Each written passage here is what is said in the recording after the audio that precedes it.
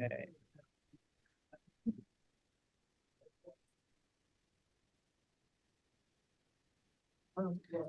Good. Okay, welcome everyone, both in person and online, to the October edition of Outspoken, the Publishing Triangle's monthly reading series.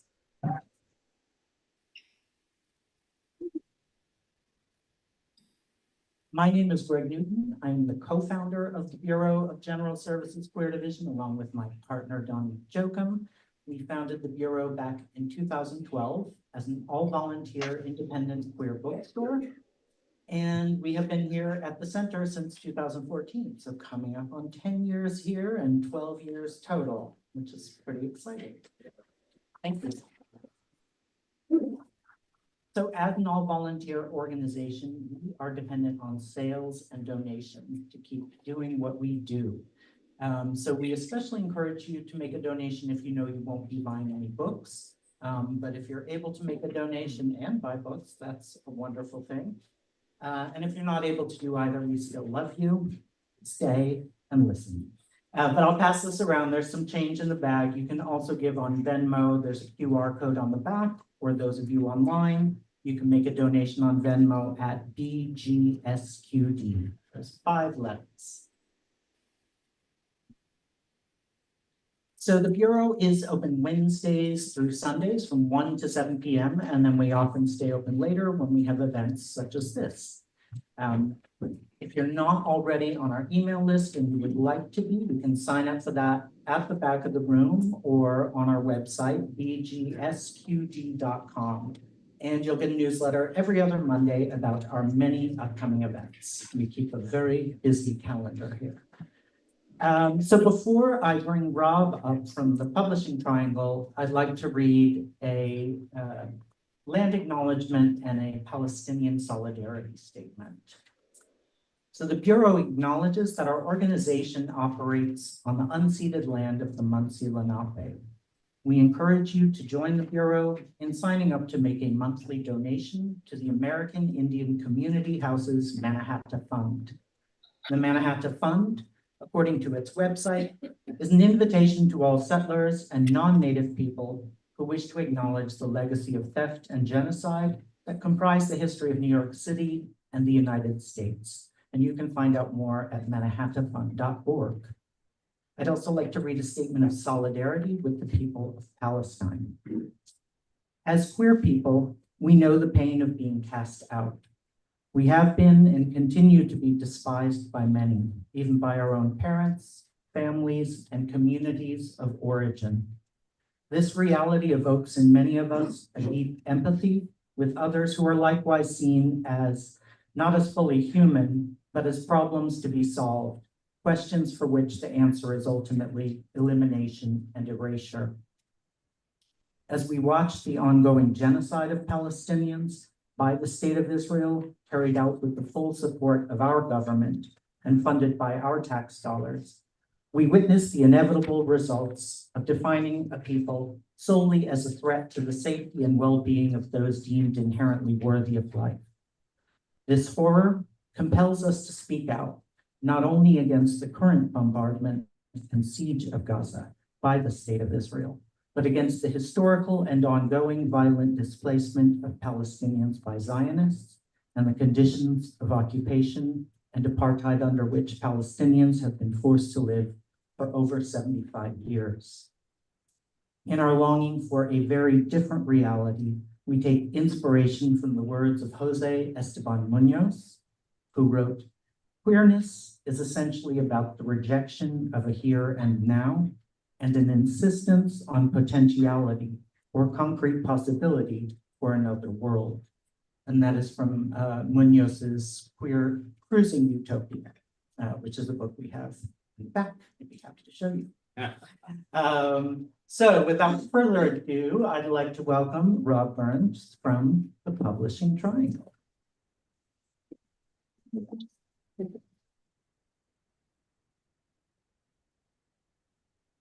Hey, everybody, welcome back to Outspoken.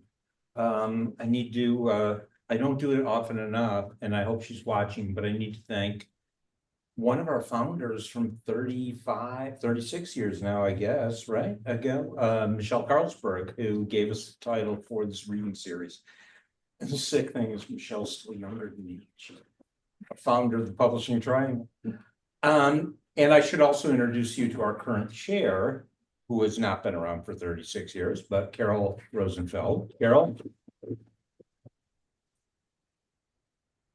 You all know Carol. We love you, Carol. Too, yes. The she is the Valkyrie. As I mentioned on Facebook the other day, I throw a lot of darts out, sometimes months in advance, sometimes like days in advance to secure 6 to 8 readers for this series. There are some people I love to have back, and Dan Meltz will be reading later. And there are a lot of new voices and established voices that we want to hear from.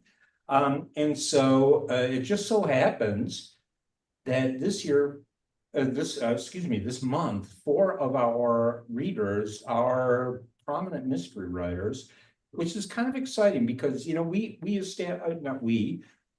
Publishing Triangle did establish our Joseph Hansen Award for LGBTQ crime writing 2 years ago, and underwritten by Michael Nava, who needs no introduction from me, certainly. But I'm just glad to see that we're getting more submissions for that award, and that tonight 4 of our 7 readers really fall under the mystery/crime category. So, you know, some months it'll be all men for whatever reason. Some months it'll be all women. Some months I hope it'll be all trans. We'll have all poets. We'll have all kinds, but this time we have a great lineup of mystery writers coming in tonight. So it's kind of exciting. Now let's get going. Oh, one other thing I should mention, and I will again. Our submissions are open for our 2024 awards. They will be open until December 6th. $40 submission fee, which is a deal for those of you who submit for awards. And our award ceremony will be on April 17th at the New School on West 12th Street in Manhattan, also live streamed. But we give out cash awards, and we have a free award ceremony. Our submission fee is pretty low, and again, cash awards, every competitive award is only every competitive award comes with $1,000 cash prize, and we'll probably get our act together and give certificates out too this year. So we got a lot of time to plan, but we're adding a new award, the Amber Hollybaugh Award for social justice LGBTQ writing, which I think I did that in reverse order, but you know what I mean. And I also want to push not only the Hansen Award and the Jacqueline Woodson Award that we introduced last year for queer children's and YA writing, but also the Betty Berzon Award for emerging writers, which carries with it a $1,500 cash prize underwritten by Terry DiCrescenzo, Betty's widow. And we usually don't get a whole lot of submissions. All you have to do is have written no more than 2 books, at least 1, but no more than 2, and you are eligible. I'm kind of thinking, given my sales track, I'm kind of thinking of just denying I wrote some of my books and going. Okay, now you don't want to hear from, you didn't pay your money to come here for me. Did you pay money to come here? Subway.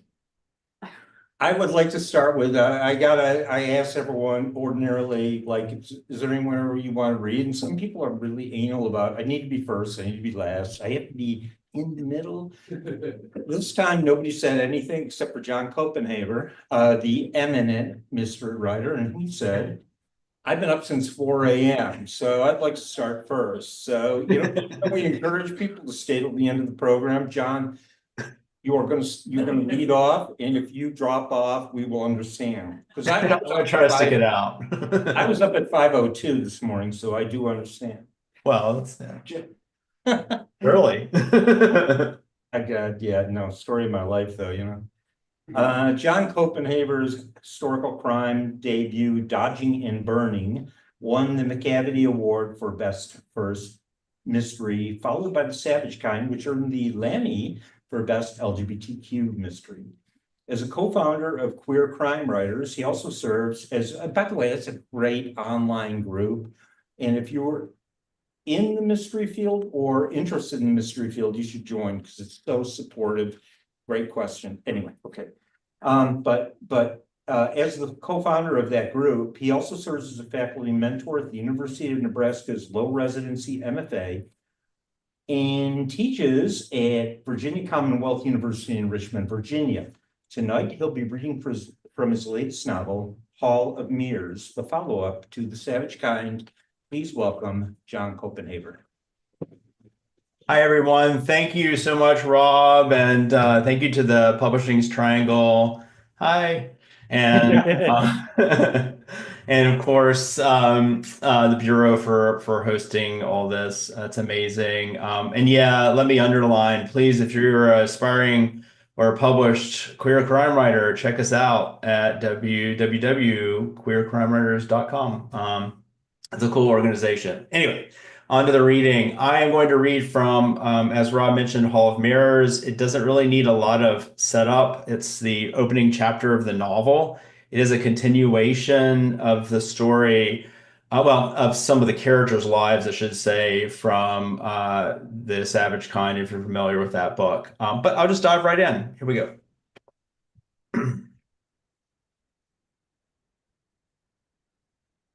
Get my glasses on straight. Okay.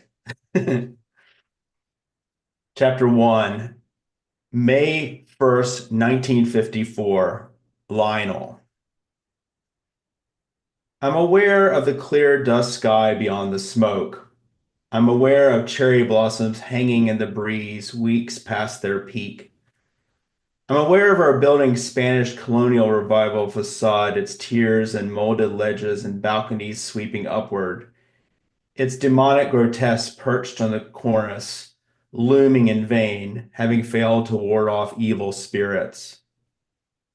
Firefighters rush past me, wearing wide-brimmed helmets, gas masks with trunk-like noses, bulky coats marred with the residue of past fires, and tall boots like fishermen's waders. They grip fire extinguishers and haul limp extra hoses over their shoulders. The polished nozzles glint in the light from the building's lobby entrance. They call out commands and move with extraordinary purpose, giving some order to the chaos. A hook and ladder truck is wheeled up over the curb, and crushing a fledgling redbud tree buzzes with commotion. The long, expandable ladder shifts and begins to angle up. The clean-faced firefighter at its helm is so intent on his job that he briefly and bizarrely charms me.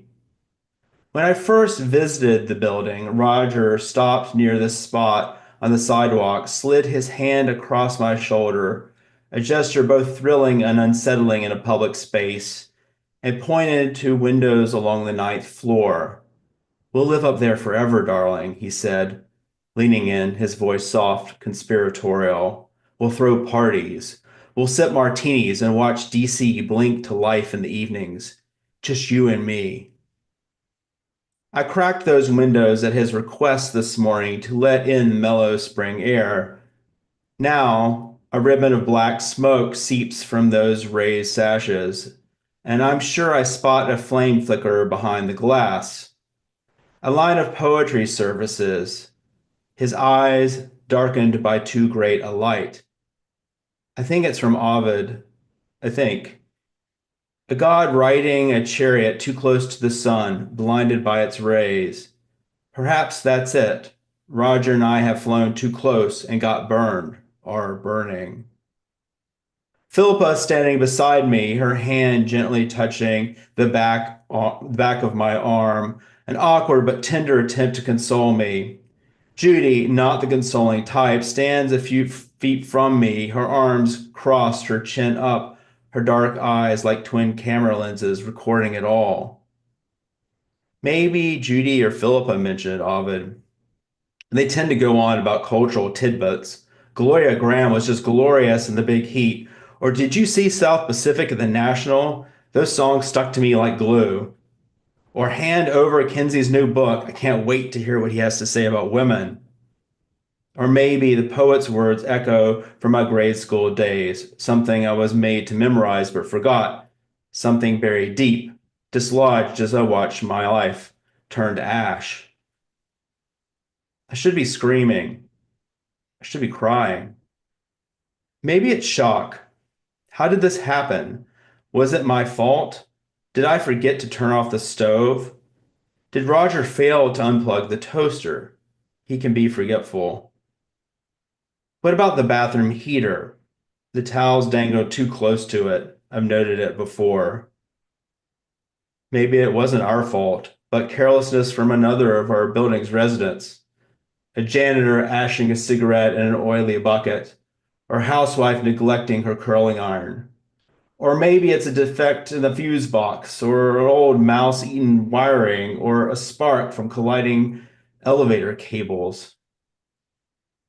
It's a chilly evening, but I'm sweating, drenched. Roger isn't inside, of course.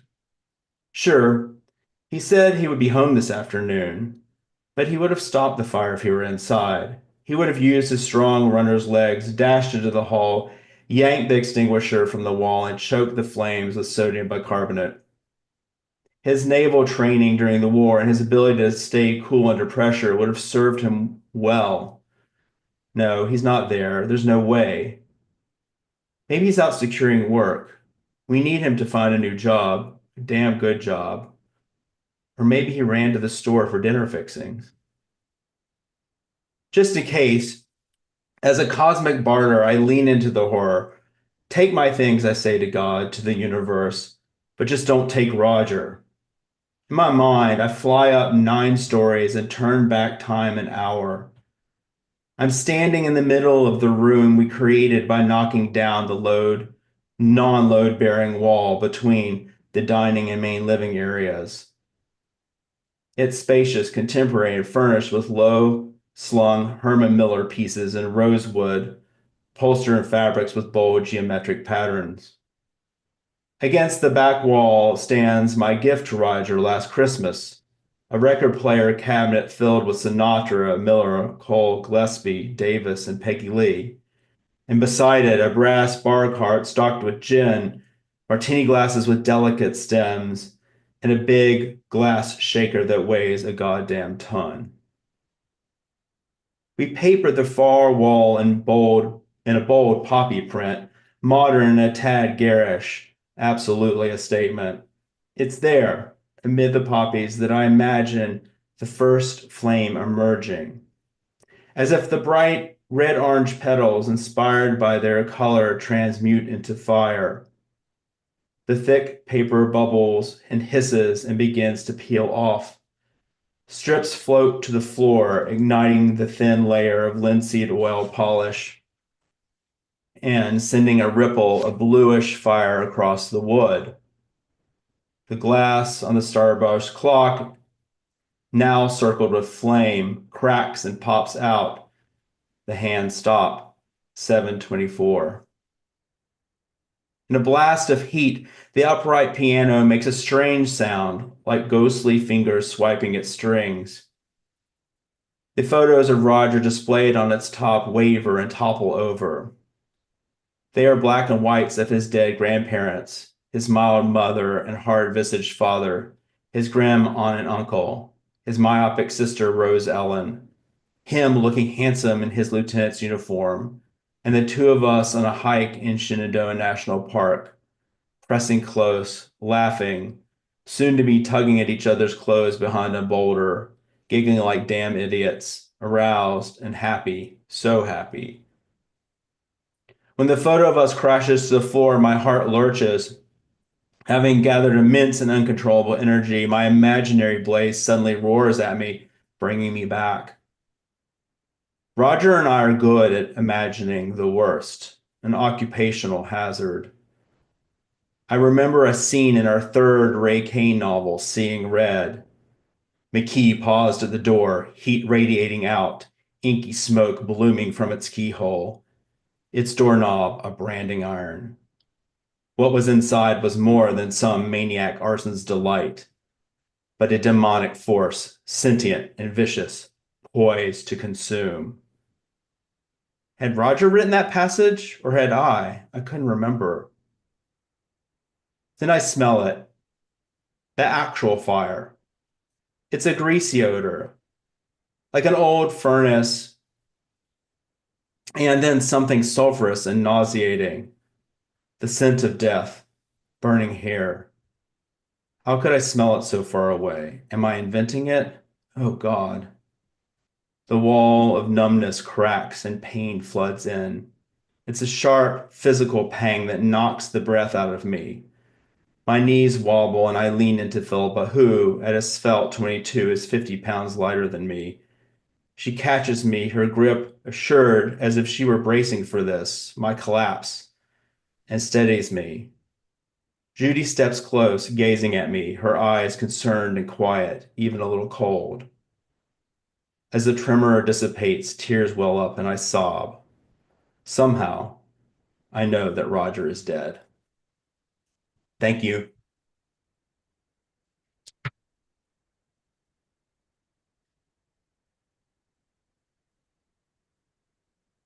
Thank you, John. And that was again from Hall of Mirrors, his novel that is, yeah, no, we're excited. Thank you again. Our next reader, it's not the page. Also joining us remotely, Jenny Ryder is the author of the novels Two Natures and Origin Story, both from Saddle Road Press, the story collection An Incomplete List of My Wishes from Sunshot Press, and 5 poetry books and chapbooks, most recently Made Man from Little Red Tree Publishing. They're the editor of winningwriters.com, a resource site with contests and markets for creative writers. They live in Western Massachusetts. Jenny, actually, I know you were just in New York and you just left, but to go back to Massachusetts. But Gary Zebrin came, for Providence. He could have swung up, picked you up. Wish. Next time. Please welcome Jenny Ryder. Hi, everybody. Thanks for having me. It's a real honor to be part of the Publishing Triangle event. It's such great company. So I'm going to read today from my new novel, Origin Story, which is available at the Bureau. They're kind enough to host my reading last month for the book launch with Ella Dawson. Can everybody hear me okay? No. Oh, Can you read a little okay. louder? All right. Is that better? Yes. Okay. All right. My book's at the Bureau. It's called Origin Story, and this is it. That's all you need to know. So Origin Story is set in the late 90s, and it's the story of Peter, who is a comic book writer and also works at his mom's group home for foster care teenagers as a youth mentor. And he's in his first real relationship with Julian, a very loving and flamboyant New York City fashion photographer. And being close to Julian is causing him to start to have flashbacks of trauma that he's not yet aware what it is, and he's trying to conceal it or pretend that it doesn't really exist. And at the group home, Peter is most close to a gender fluid, although they didn't have that word in 1997, a gender fluid Black teenager called Tyler, who is also working on the comic book with Peter. And Tyler has an alternate persona called Ty, which is a female persona. The social workers at the group home think that it's just a trauma symptom and don't want him to be Ty, but Peter is being more supportive. So that's kind of the setup for this chapter. So here you go. Can everybody hear me now? Yeah. All right. Okay. The body on top of me was warm and heavy and smelled like vodka. One arm was flung across my windpipe. Talk about having an anchor for my morning meditation. I closed my eyes again, balancing on the edge of oversleeping, and tagged each short, shallow breath with an intention for my day. May I inspire the Gateway kids. May I find time to write the next scene for Ty. May I never again drink Jello shots off the pecs of someone calling himself Jean-Jacques, who is clearly not French. Ugh. Julian pushed himself up from where he'd been drooling on my chest. His hangover face was still beautiful, sleepy eyes and pillow wrinkled cheeks, making him look wrecked by the sex we'd been too tired to actually have last night. Is it morning yet? Which one? Don't give me that. You've gone on bigger benders than this and shown up for a 12-hour studio shoot right after. I kissed his ear loudly because I was evil. Oh, but that was when I was young and single. I'm out of practice. Living in your own reality as usual. As long as you're living in it too, he thumbed the stubble on my cheek, there's no better place to be. I sucked his fingertips. Sometimes it was so easy to make him happy. I felt like I'd moved to one of those countries in the Oxfam brochures where the price of a cup of coffee could feed 6 adorable children. Powerful, sure, but guilty, not knowing where the limits were. I'm almost done with my work at Grandpa's place. I know, sweet thing, and I love having you here half the week. Waking up together, making breakfast. He sat up, made a gagging face, flopped back down. Okay, never mind the breakfast. Hey, I wonder if this is what it's like to be a divorced dad. Way too heavy a thought for first thing in the morning. Sorry. You had fun last night, though, right? Sure. We'd gone to the holiday party for Crush, a new streetwise fashion and culture mag that had thrown Julian a lot of work this year. He was bummed that his turn in Vogue had been a one-off so far, and Glamour's suburban stylings were becoming boring. Crush let him mess around with digital special effects for that Beauty in Ruins look he loved. I think my comics collection was rubbing off on him with those impossible anti-gravity poses.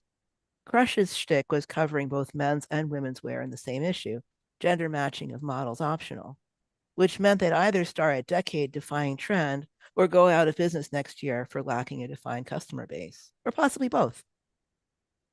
I survived on this alien planet by translating its customs into my home equivalents. A party full of people in oddly proportioned outfits, dropping obscure names with intense adoration and contempt, was like Star Trek fandom with really expensive Vulcan ears.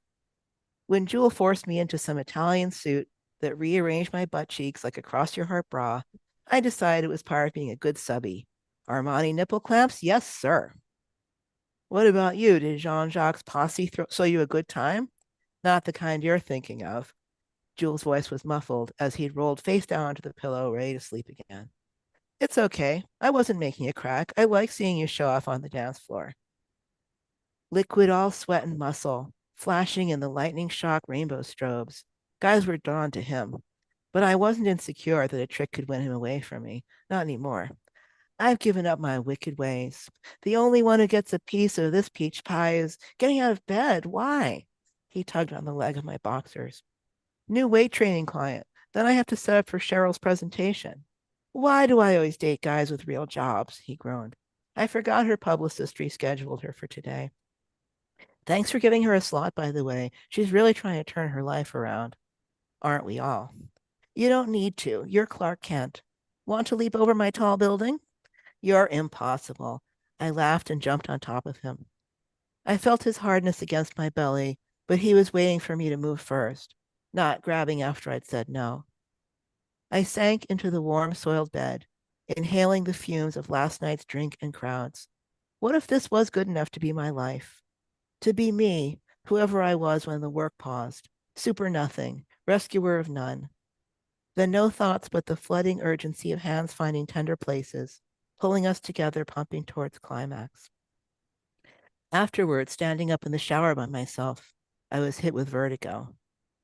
I chalked it up to the unfamiliarity of chugging anything stronger than beer. Leaning my head against the coolness of the white and black tiles, I blinked, and they were blue-green, a kaleidoscope spin of color over color. Pink plastic bottle, no more tears, gone when I rubbed my eyes. Only the familiar wire shower caddy tilting under the weight of Jules' shampoos and moisturizers. I shivered in my towel. Just my luck if my life turned out to be a gay remake of Love Story. Brilliant young man finds love, develops inoperable brain tumor.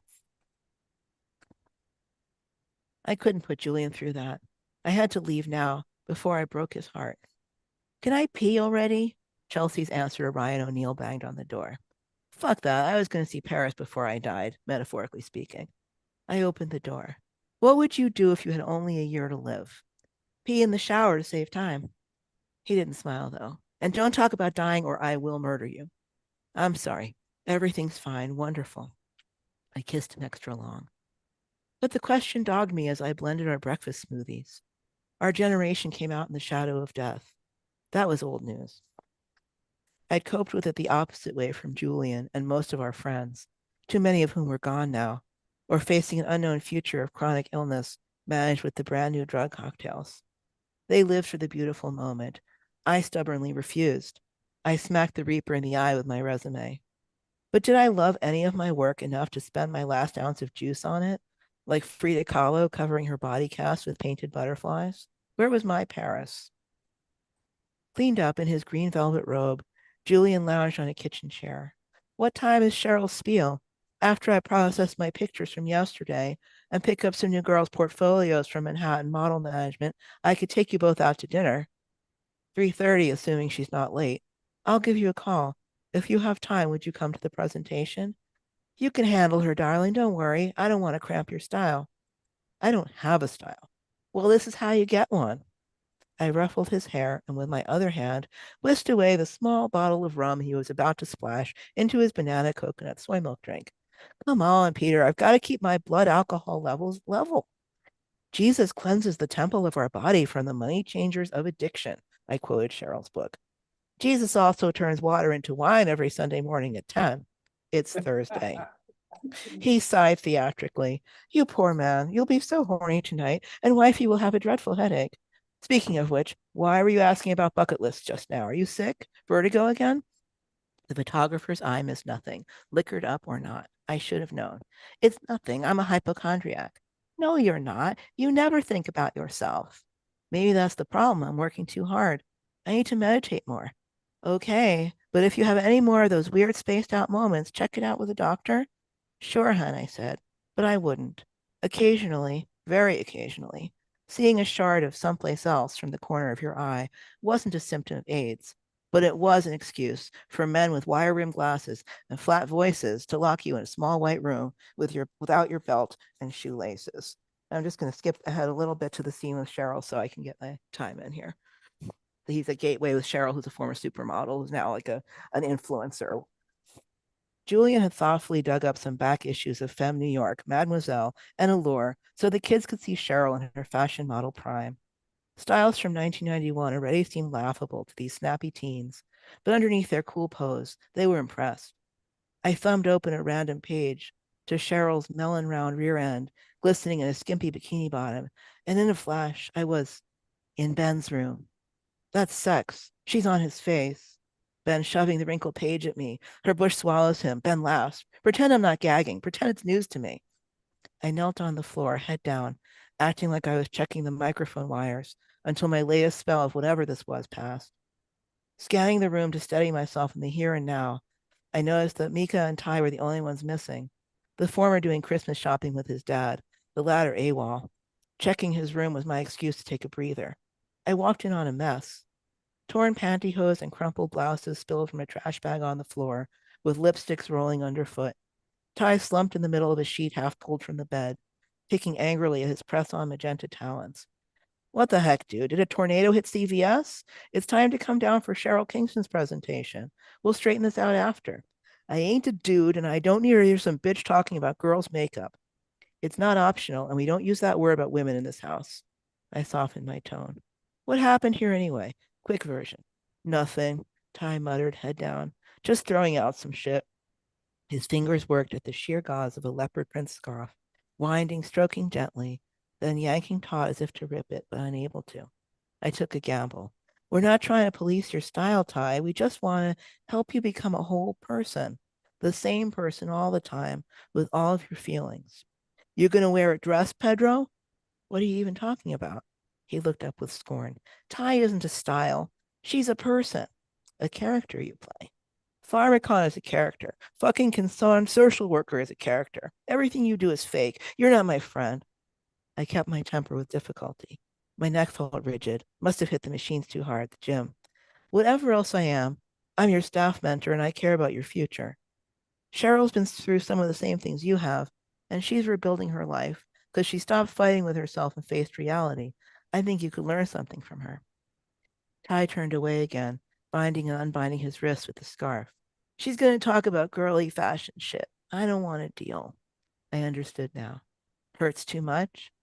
He snapped his head round, eyes blazing. You couldn't fucking know. I didn't try, okay? The Beckers take me to the movies and museums and stuff. We go places for dinner where I have to wear a suit. Sometimes it's okay. And then it fucking chokes me, you know? Like if your mom made you wear a dress and called you her little princess, you'd want to die. Do you have suicidal thoughts? Oh, shut up. If anyone walks out a window around here, it's not going to be me. Ty pointed a fuchsia claw in my direction. Ty, please. No one will find me in time. Cold floor, plastic lump of pills, choking, sick, cherry burning, liquor, drink, drink, drink it. I swallowed down the dry heaves, began again in a calmer voice. No one's going to get hurt here, except Cheryl's feelings because she's a really special lady and she wants to meet you. For real? Hope and skepticism fought for the upper hand. Yeah, I fibbed. I told her how much you love being creative with fashion. Thank you very much.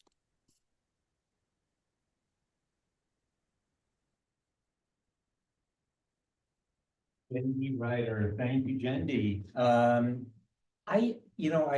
was remiss before. I did introduce Carol Rosenfeld, our Publishing Triangle chair. Our organization is made up of all volunteers. We have no staff. And we have never had staff in 35 years, 36 years, so. And so it's up to the board to do everything. And we're not complaining, so don't get me wrong, although if it makes you feel guilty and want to give us money, that's great. I should add the one other board member is here, Gerard Cabrera. Gerard, wave, yes, thank you. And at least one of the board members watching right now because he's arranged for the live stream off of our Facebook page. So thank you, the eminent poet activist Emmanuel Xavier. And Manny, by the way, is not only a very hardworking board member, but he's also going to MC our award ceremony on April 17th of 2025 at the new school on West 12th Street. So, you'll hear that again. Don't worry. We will not let you forget it. Our third reader tonight, Anne McMahon. Wow. And by the way, before I go any further, and I will finish her introduction, but what a great house tonight, by the way. It's not, when we're putting out extra chairs, it's a good thing. So remember, before you leave, buy books from all these great writers you're hearing from, and other books that catch your eye too. This is a not-for-profit. Donnie and Greg do this out of the goodness of their heart, but they can't do it unless you buy the books from them too. So, you're going to hear a lot of good stuff tonight. They have the books up there. I'm just saying. Anyway, going back, Anne McMahon is the author of 13 novels and 2 collections of short stories. She's a 2-time Lambda Literary Award winner, a 5-time IPPY medalist, a Forward Reviews Indies medalist, an 11-time winner of the Golden Crown Literary Society Awards, great organization, and a recipient of the Alice B. Medal for her body of work. She's also an essayist and contributor to magazines Crime Reads and the Gay and Lesbian Review and the literary journal Jonathan. She divides her time between Winston-Salem, North Carolina, and Grand Isle, Vermont, except for tonight when she's here in the house with us. Welcome, Anne McMahon.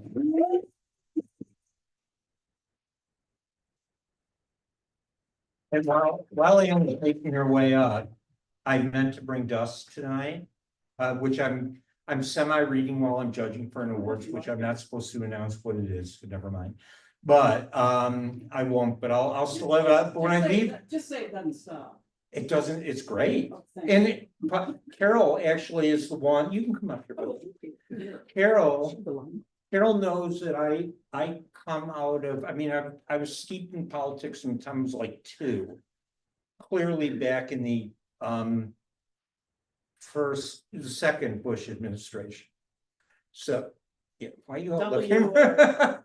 No, yeah, when I was 2, it was still Eisenhower, but she knows that, she knows between my political stuff and my queer stuff, she was like, why aren't you reading Anne McMahon? So I'm kind of not reading right through, which I should, because I'm fascinated, but I'm this other award thing, the clock is ticking. We've all been there, right? And I have like 150 books I haven't even touched yet, and I have to read them by Well, next week. I'm So, honored that you're episodically looking at one. and, Thank you. Mike. but it will be finished by the end of the year, because then I'll be a free man, and I'll have a new Anne McMahon book, a signed one. Actually, you'll probably like the sequel to Dust a whole lot better. Galileo. Okay, well, you know what? I'm gonna just read them all. In fact, there'll be a quiz after. Read them all, everybody. I have- And please, oh, I'm sorry. No. Please welcome Anne McMahon. I do this little tall. Oh, we can adjust. I could stand on a box or something, or you could come hold me up and, rupture your spleen. My spleen. Yeah, do you still have it? I'm insured, so yes. I You still- told me that earlier. We're heavily You said you're insured. heavily insured, which is. Told her not to lift chairs. Apropos, because like Rob, before this evening, I too threw out a bunch of darts. Sadly, all of mine were in this blouse. But apropos of Carol Rosenfeld, I did want to say that, where she's concerned, I'm kind of like a deadhead, I sort of stalk her. And it started a long, long time ago where I'd hang out at the Midtown Howard Johnson's, waiting for a sighting of her, follow her to various state fairs across the Tri-County area, or, occasionally get an obstructed view seat in the nosebleed section at the Met, just hoping to catch a glimpse of her. So it's an incredible honor for me to be here with Carol tonight. I don't know about all of you, but 2024 to me seemed like a perfect year to write a book about death. So I took a little departure from, the books I write that often have a more gravitas to write what essentially is a sort of dark Southern comedy called The Blackbird of Chernobyl. And the main character is a mortician in a Southern funeral home. Now, let me tell you, the only difference between a Southern funeral home and a funeral home anywhere else is more covered dishes and a shit ton of Jesus. The main character in this book is a woman named Lila Stoller, who's kind of a doppelganger for Morticia Adams, who loves her job, hates people, really likes working downstairs. So you'll get the gist from this little first 2 scenes I'm going to read. I am going to read you the quote that begins the book. I'd rather be dead than sing Satisfaction when I'm 45. Mick Jagger. Part 1 goes to the present, Christmas Eve, just before midnight. Look around. It doesn't take a rocket scientist to see that today's world is a simmering hellscape of equal parts disappointment, rage, and grievance. Or what the locals with practiced economy would call a big old hot mess. Lila never had a problem with this perspective. The macabre geography she inhabited was one she'd always been temperamentally suited to. It worked for her, and not just because she had all the outfits. She'd never questioned her life or any of her choices because she'd never had reason to. But she'd become aware that everything about the temple of her familiar had changed the night Dash dropped off a yellow blanket he just retrieved from the county morgue. It was an hour before midnight on Christmas Eve, and she'd drawn the short straw because their mortuary was the only one still open, as usual, and she'd made the colossal blunder of answering the phone. It was one of those rare Christmases when it snowed, first time in more than a decade. Of course, that threw everything in Winston-Salem into panic mode. The entire city had been on lockdown since midday. Everything had ground to a halt. Public transportation, frenetic last-minute shopping trips, holiday parties, all shut down. Well, every kind of activity but this one.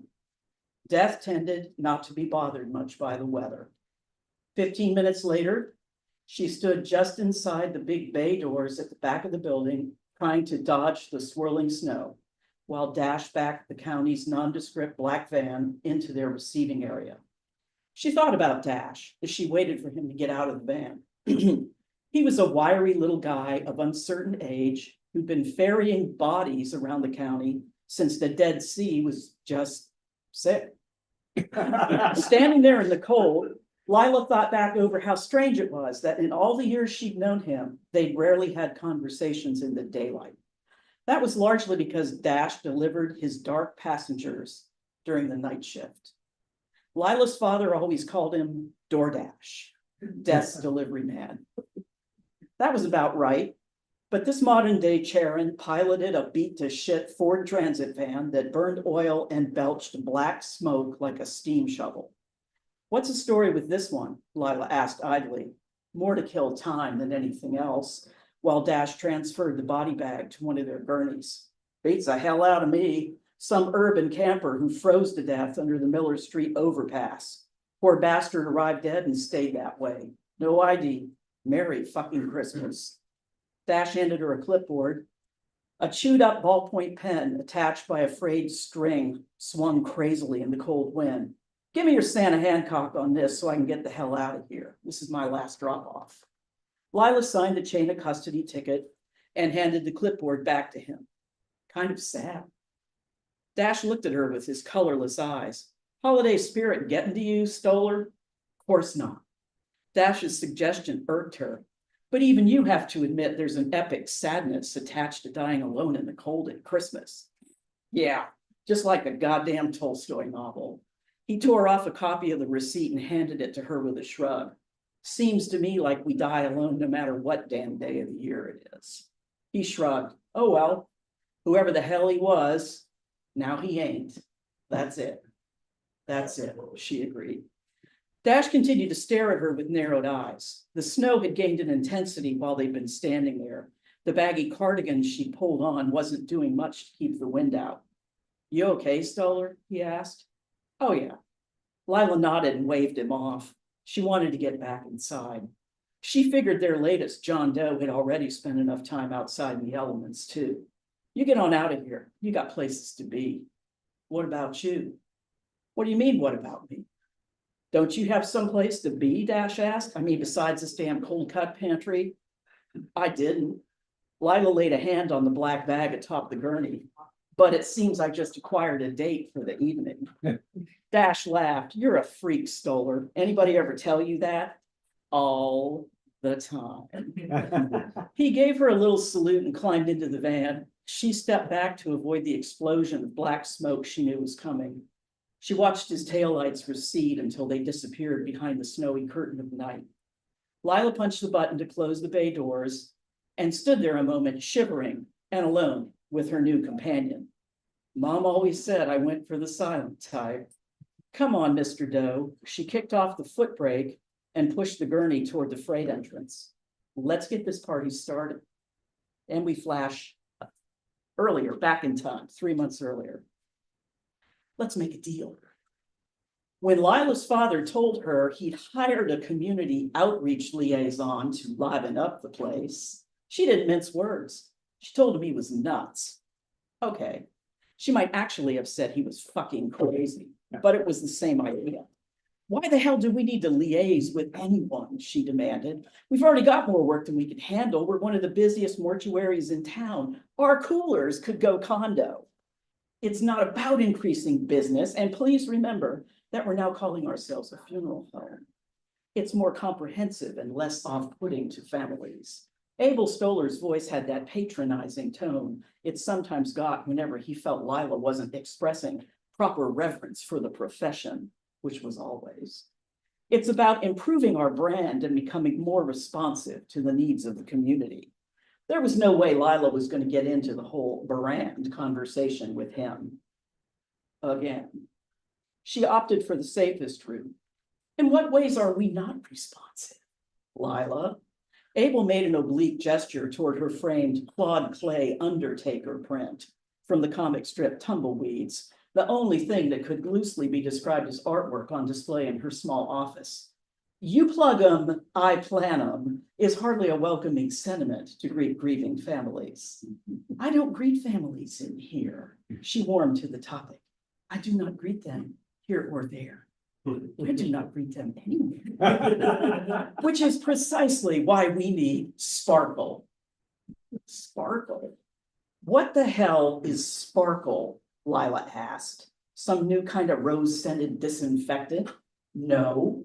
Sparkle is Sparkle Lee Sink, our new liaison. She starts on Monday. Lila wasn't sure which part of his explanation she found more abhorrent, that he'd actually hired a community outreach liaison, whatever the hell that was, or that there actually was some unfortunate human being named Sparkle.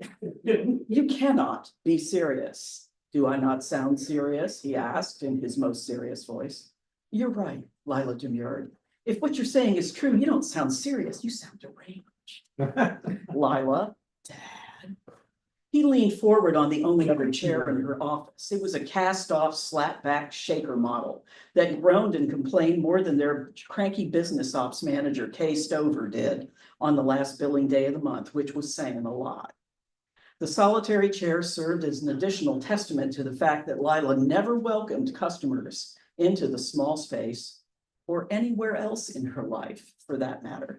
Look, her father's tone had taken on the timbre it only acceded to whenever he was finished with a debate and was wholly dug in on whatever he'd already decided to do.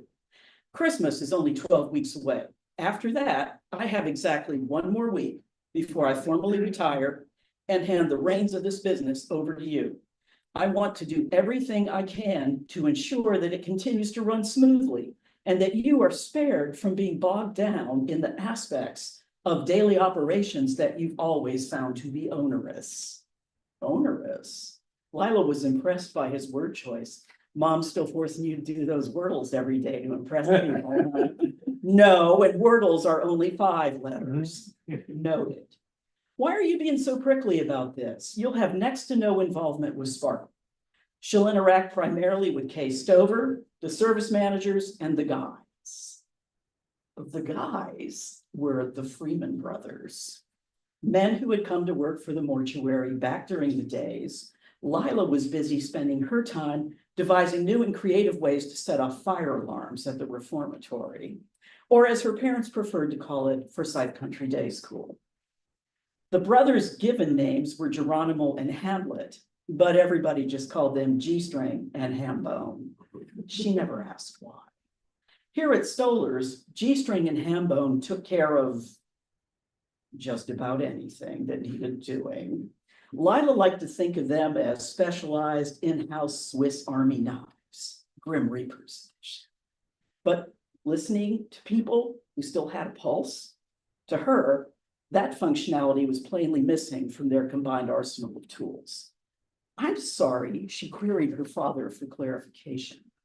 Did you say the Sparkle person would be working with the Freeman brothers? Abel nodded. Unless you're ready to set aside your long-standing disdain for other human life forms and begin participating in public relations activities. I'd sooner lace my cold brew with strychnine. I thought as much. Lila wasn't going to win this argument, and she knew it. So the better part of valor was to capitulate and tell her father she wouldn't get in the way of his new outreach liaison. As long as the Sparkle person stayed above stairs, she'd continue to run underground operations just like she'd always done. And since her father was determined to stay involved as director emeritus for the next year, he could be the one to integrate his plucky little ambassador into their quirky little body shop of negative outcomes. Okay, she said with a smirk, it's your funeral. Thank you.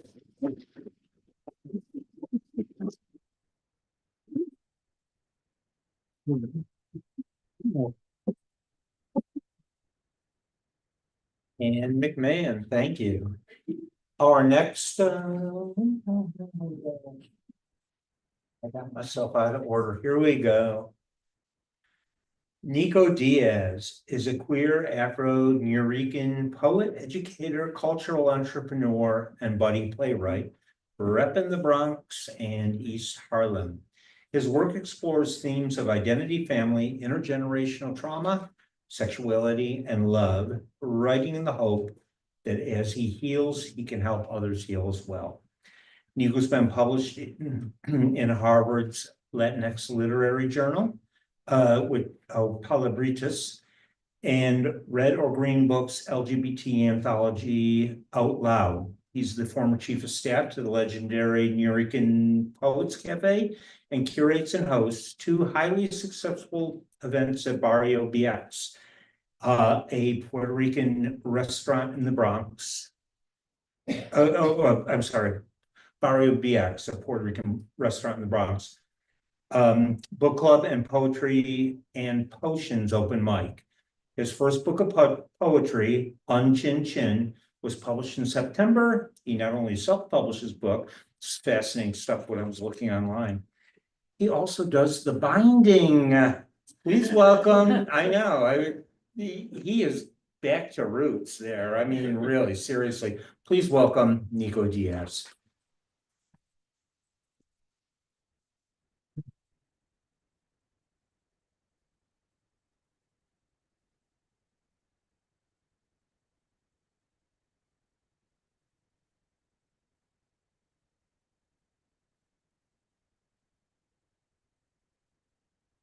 When I think about the past and who I was trying to be, all I can do is laugh because I wasn't really me. I wasn't really free. I couldn't really see the truth, the beauty, divinely decreed. Let there be light. So God made me. Split the dark from the bright, cleave the night from the day, made me in his image, made me gay. It's my first poem when I was straight. What's good, everybody? How y'all feeling? Thank you, Rob, for inviting me to read tonight and perform poems from OUTspoken. Shout out to the online community here, and board member Emmanuel Xavier for putting me on to this opportunity. Emmanuel and I connected through the Nuyorican Poets Cafe, and so this is an honor to be here. I've been a longtime follower, and this is my first time at the LGBT Center, so I'm really excited to be here today. And yes, I'm going to be reading a couple of pieces from my first collection of poetry that I self-published, Chin, which is Spanish for just a little bit. So this is just a peek. I have a lot of poems that I went through to put this out, and so this is just the beginning. So I did bookbind these all, took it way back to the roots, like you said, and it was an excruciating process. So I've since taken to printing more to make it more accessible and easier to promote, but I have a few for sale here tonight. But yeah, I want to go through a little bit of the poetry that I wrote throughout this time. So a little bit about my background. I'm a first generation college student. I was born and raised in New York City, went to public schools, and then was the first person in my family to go to college. I was fortunate enough to go to Cornell University, where I was an English and Latino Studies minor, and I got a full scholarship there. And from there, I was in education after graduating. And I was kind of like, all right, like you have dreams of being a writer, but that's not for you. You got to get a stable career. You didn't, make all these sacrifices. Your family didn't do that for you to kind of like be an artist. And so I was doing that. And then the pandemic hit and I was like making more money than I ever thought I would make at that job. But then it was clicked, it was done. And so I was sort of in that process of finding myself. I was like, okay, who am I really? What really makes my heart beat every day? And it was writing, it was artistry. And so it then became performing poetry and then getting into acting and everything. So it's sort of been snowballing ever since. And so I published these pieces. And the first one I'm going to read tonight is entitled Bye Guys. Bye Guys. Though Spanish feels foreign on my tongue, in my mouth, I make up for my failure as a body by filling it with men who are bilingual. Speaking in two tongues, so every time you kiss, it's like having a threesome. A man of two minds, what will he say next? I like being kept on my toes all 10, that toxic shit. Fucking men who speak English and Spanish is like fucking Jekyll and Hyde, the Gemini. Bruce Banner turning into Incredible Hulk, smash my ass, hurt my heart. Give me theater, sock and buskin, laugh, cry at my love life. Give me that double talk. Is reality what's in front of me or what you tell me? Give me love in both languages. Teach me to moan con el pasión del yunque, the directness of Big Ben. Teach me the lingo to legitimize my Latinidad. Teach me to never trust again. Make me bilingual.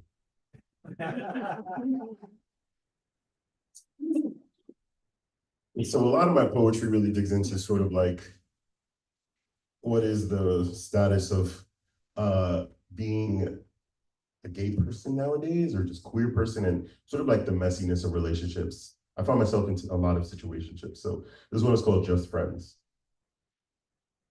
We are just friends. Friends, we are just friends. We adjust to whatever situation life throws our way. And I know what you'll say, that's messy, too messy. Won't things go astray? Well, that's love. That's life when you're good gay.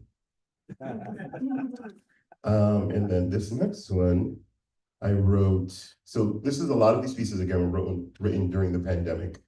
And yeah, I was really finding myself as a writer. And so this was about a trip I shouldn't have taken, but did to Puerto Vallarta during the pandemic to do a poem. Ready. All packed and ready to go. Ready to leave this place of wrath and tears, this prison, this purgatory. Ready to trade this life for paradise. Beach, booze, and boys await me on the other side of the world. Freedom and acceptance, just a flight away. Puerto Vallarta. Rising from a drunken nap as the sun sets over the sea. Showering sand from the deepest, darkest parts of our brown bodies. Sparking freshly rolled blunts brimming with the best bud we could find. Running from bar to bar, sweat gathering on our brows. Dancing sin camisas to Madonna, Selena, Dua Lipa. Flirting with boys with full beards, thick eyebrows, and wicked smiles. Twirling in the jacuzzi, our naked flesh hot and reddened. Laughing, yelling, gagging, hugging, grubbing, rubbing, kissing, sucking, fucking, sniffing, spitting, licking, sticking, heaving, steaming, breathing, breathing, breathing, releasing, grinning, sleeping, dreaming as dawn tenderly paints the sky orange and pink, waiting to do it all over again. The most fun I ever had with you, Myanmar. Always. And yeah, that's Puerto Vallarta.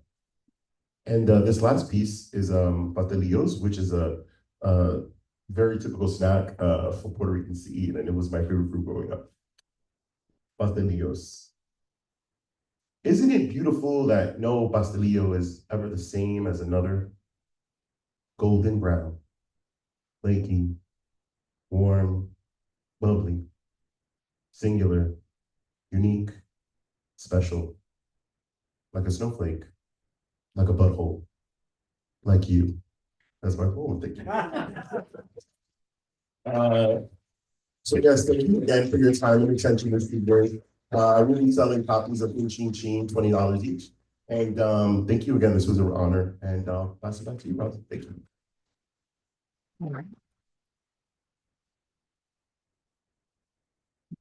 Thank you, Nico, and thank you for pronouncing or correcting my pronunciation of Ching. I was going off the white girl that I saw interview you on YouTube, and I was like, I'll let someone else get it wrong first, and still I managed to do it. I will have you back, by the way, Nico. That was great. So thank you. We are like at the midpoint of our show, so here's where I make a couple of pitches again. First, remember that the Publishing Triangle Awards are, award submission is open right now. So if you have a book that was published between January 1st and December 31st of 2024, submit it. Only $40. That's like nothing, frankly, compared to anyone else, especially a prestigious Publishing Triangle Award. And I'm not even joking, that is a prestigious award. Let me quickly remind you that we have 2 awards for poetry, the Tom Gunn Award for gay poetry and the Audre Lorde Award for lesbian poetry. 2 awards for nonfiction, Randy Schultz Award for gay nonfiction, and the Judy Grahn Award for lesbian nonfiction. We have 2 fiction awards, the Edmund White Award for debut fiction and the prestigious Farrell Grumley Award for LGBTQ fiction that we award, I guess, in conjunction with the Farrell Grumley Foundation. We have the Leslie Feinberg Award for trans and gender variant writing. We have the Jacqueline Woodson Award for YA and children's writing. All these are LGBTQ, of course, I don't do. We have the Joseph Hansen Award for crime writing. We have the new Amber Hollybaugh Award for social justice writing. We also have a little off the normal competitive awards, but still the Betty Berzon Award for Betty Berzon Emerging Writer Award for someone, as I mentioned earlier, that's published at least 1, but not more than 2 books. And then we have, and throw out your nominations to our email address, which is publishingtriangle@gmail.com.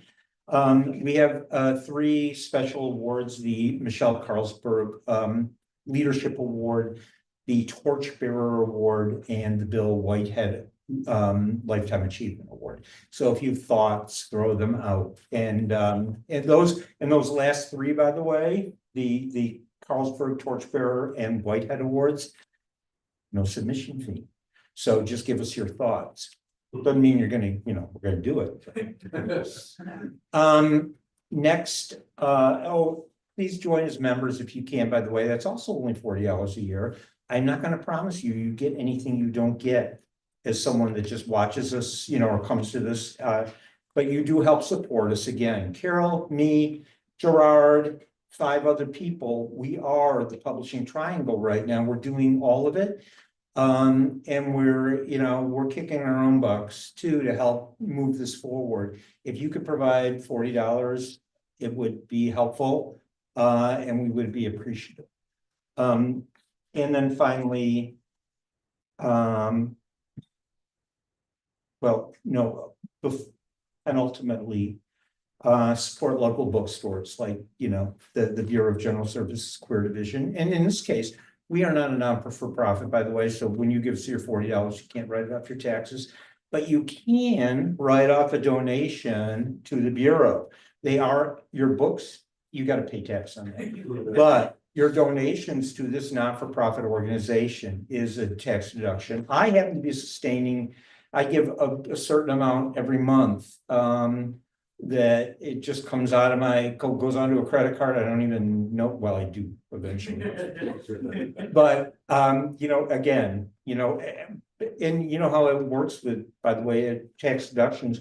If every dollar you're getting, something like 50 cents back in a tax refund. So consider that. And now I'm going to finish up because I'm boring you. The last thing before we get to our next batch of readers, we're going to do this again. This is great. First of all, again, a great crowd. This is like the 3rd straight month we've had, right? Yeah, 3rd straight month we've had a really good crowd in here, and so I think we're getting like traction. But wait till you see what's happening at 7 o'clock on Thursday, November 14th. We'll have Donna Minkowitz, who had a book launch here last week that was really SRO. So you want to be here for that. Her new book, Donnaville, is amazing. We'll have Jennifer Levin, where's Jennifer? Oh, there she is. We'll have Jennifer Levin, who will be here not only just in the audience, but she'll be up here. Ruben Casada, Lauren Melissa Elzy, Semi Namir Olivares, Ken Harvey, Judith Barrington. Did I miss something? No, I didn't. I got them all 7 of those people. If you want to read, if you're out there in the world, or if you're in the audience and you are a writer and want to read your stuff, by the way, we are happy to introduce new writers to the world. We are happy to bring established award. Christopher Bram's going to read with us at the December reading. So it doesn't matter if you are already part of the queer literary canon or if you're just starting out. We want to hear your voice, so let us know if you're interested and we will find a way. I am kind of booked up until February, but we might, if something happens in the next couple of months, just let me know and we'll see if we can ram you in. But really, February, March, May, those are open right now. So let me know. You there, you and you too, Len.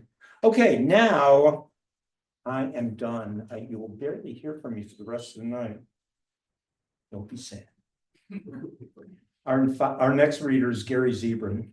He's a writer who lives in Providence, Rhode Island, as I mentioned earlier, because he could have picked up Jenny. His first novel, Someone You Know, was a finalist for the Lambda Literary Award, and he's the recipient of Yaddo, McDowell, and Breadloaf Fellowships, and has published work in the New York Times, the New Republic, the Iowa Review, and elsewhere. Please welcome Gary Zebrin.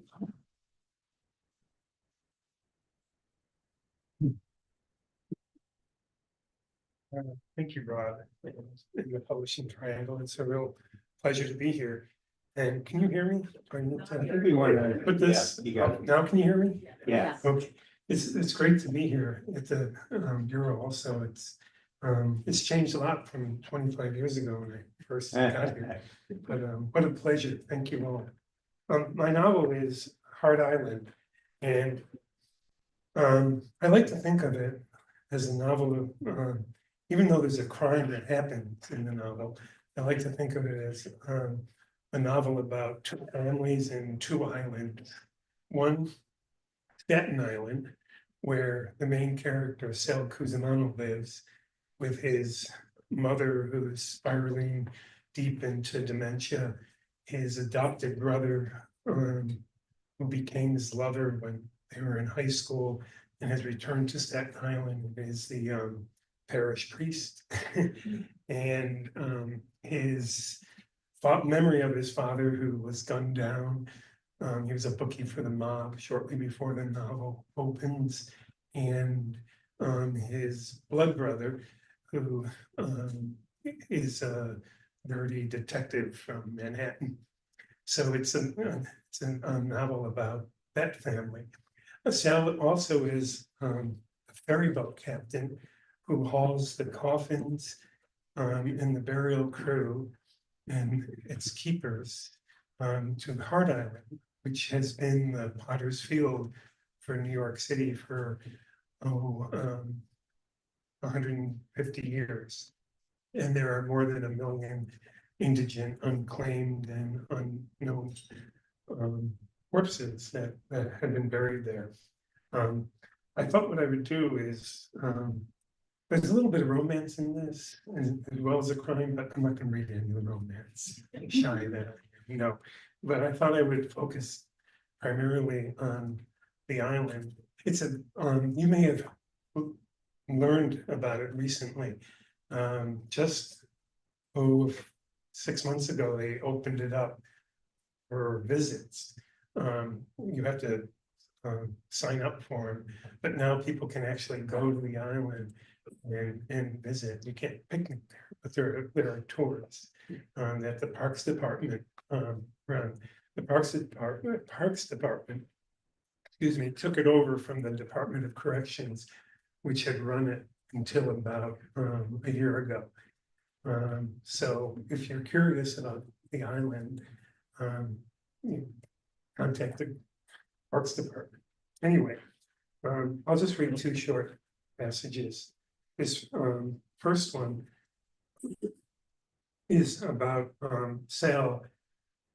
He's boarded with the crew in the coffins, and he's on his way to on the ferry to Hart Island, which is only about 5-minute ride from City Island to Hart Island. Bronx-bound drivers turning the curve of the Frostnecks Bridge can see Vesuvius approaching Hart Island.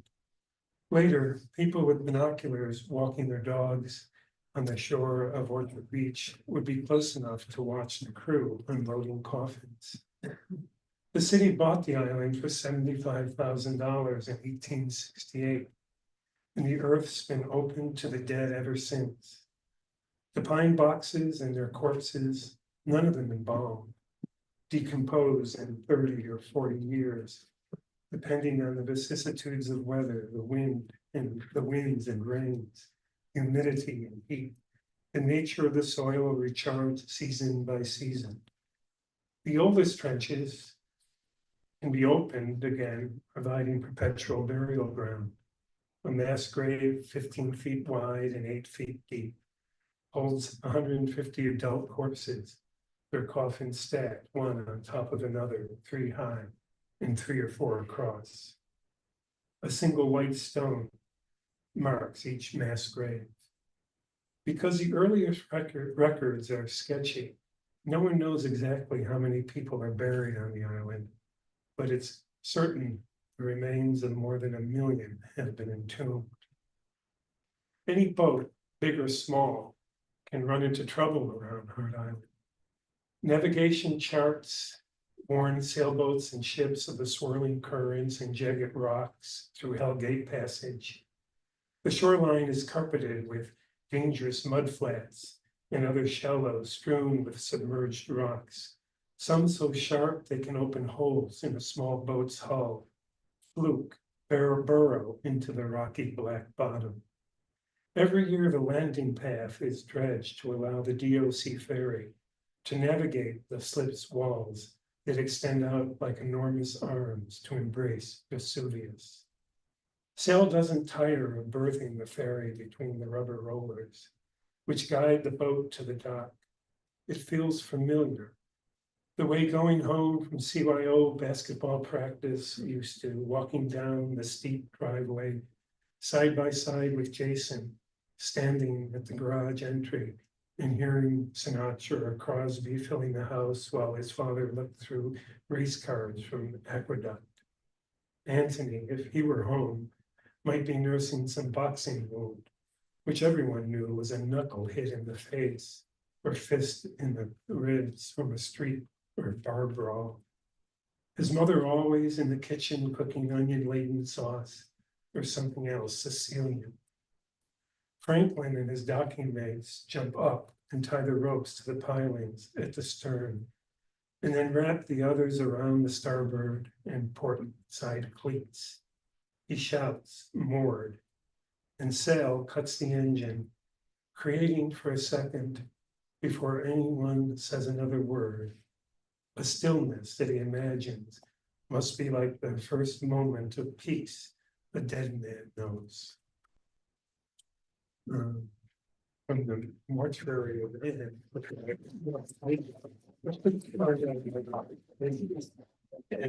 I'm going to skip all the way to the end. It's a very short chapter, and it doesn't really give away the surprise that happens in the previous 2 chapters. But it's a voice of the dead, and I thought I would like to share that since I'm in New York and Hart Island is part of all of you. It's called Neighborhood of Bones. When darkness falls on Potter's Field, the dead stir. They prefer Hart Island like this, empty of the living, free to listen to the night wind whistling, sea tide sloshing, leaves and branches rustling, hawks sweeping low, deer lollygagging across fields, squirrels, mice, and rabbits scurrying everywhere, and their closest companions, beetles and worms, feeding sedulously in the earth. revenants weaving in and out of the grave markers are their only annoyance. The ghosts slink their way through the bones and dirt to prowl the chapel and workhouse, ball field and missile base, hoping for someone to haunt. Good riddance, the dead say, when these revenants flee. Once these dead lived in all of the neighborhoods, in the Bronx and Queens, walk-ups on Mott, Bleecker and Christopher, on beaches and on benches on Tompkins Park, Alphabet City, Harlem, and Washington Square. They died in Flatbush, Greenpoint, and Bedford-Stuy, the Rockaways and Ozone Park, on Mulberry Street and Bensonhurst, Hell's Kitchen, and the Bowery. The dead breathed their last breaths without ceremony. A heart stopped with no one to resuscitate it. A brain hemorrhage, a malignancy swelled. No one here is a stranger to hopelessness. They were poor and slept restlessly. Overdose didn't take long, just 5 minutes, sometimes less.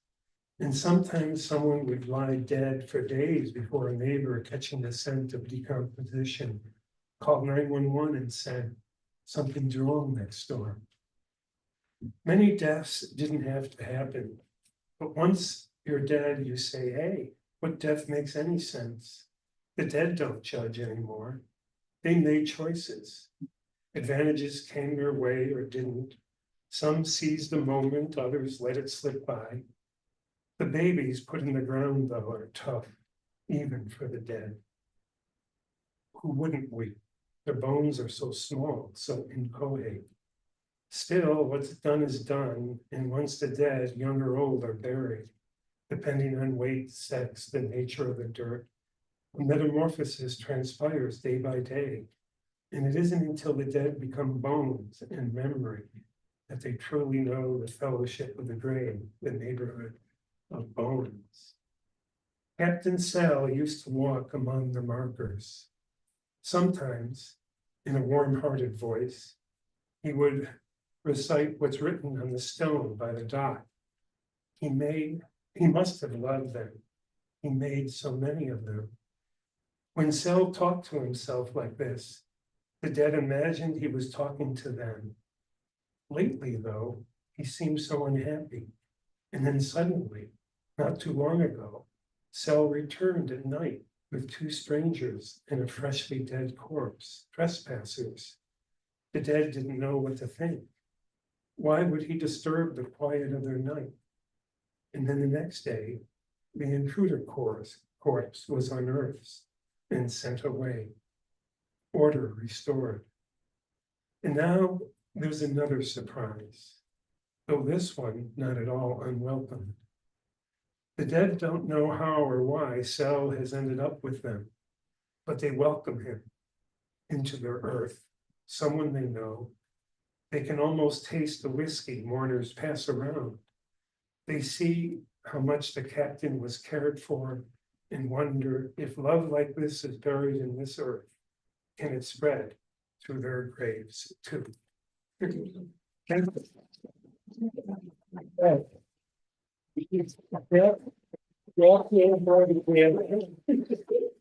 Are you wearing a queer Buffalo Bills I cap? am. You know what? Let me tell you, that takes courage, not the queer part. The fact that he's in Providence wearing a Buffalo Bills I cap. know.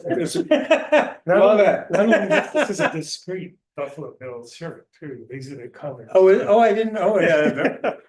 Anyway, thank Well, you. you know. Thank you, Gary.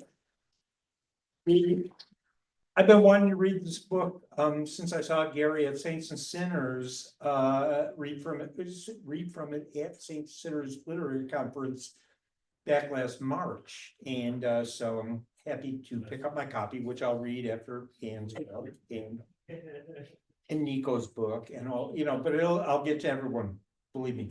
And by the way, if anyone here or there is interested in the great queer literary conference, Saints and Sinners in New Orleans, is going to be at the last weekend, I think, in March.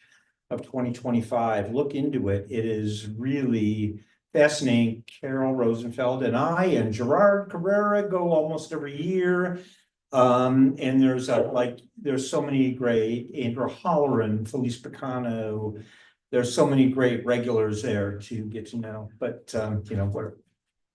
Get to that. Actually, I'll have to make another pitch for that in December because Greg Heron is going to be reading for us then. So, hey.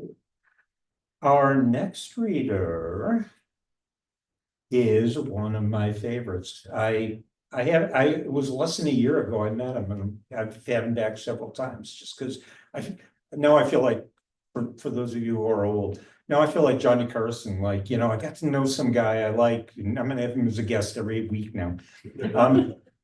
Dan Meltz, though, has just been amazing. Love listening to him.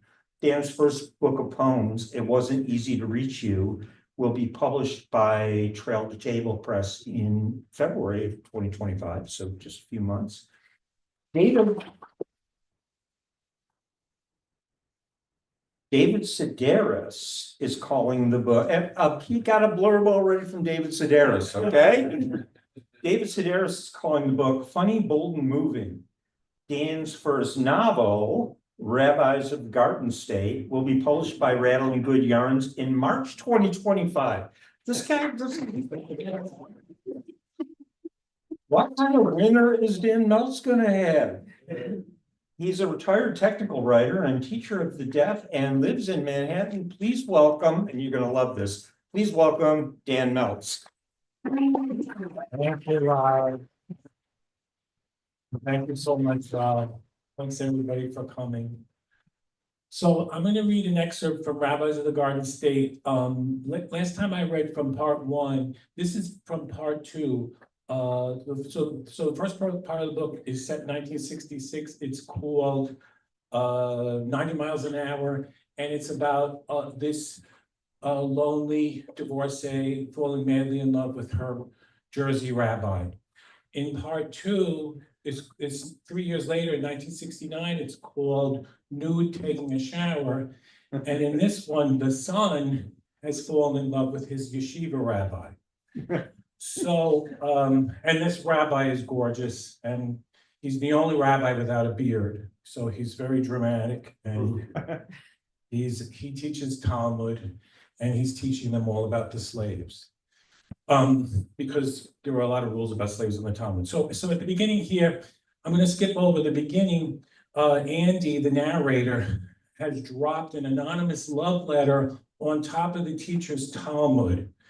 It's anonymous, and he meant to slip it into his briefcase, but it ended up on the Talmud, and the rabbi read it in the middle of class to himself, and he said, "You wrote this, didn't you?"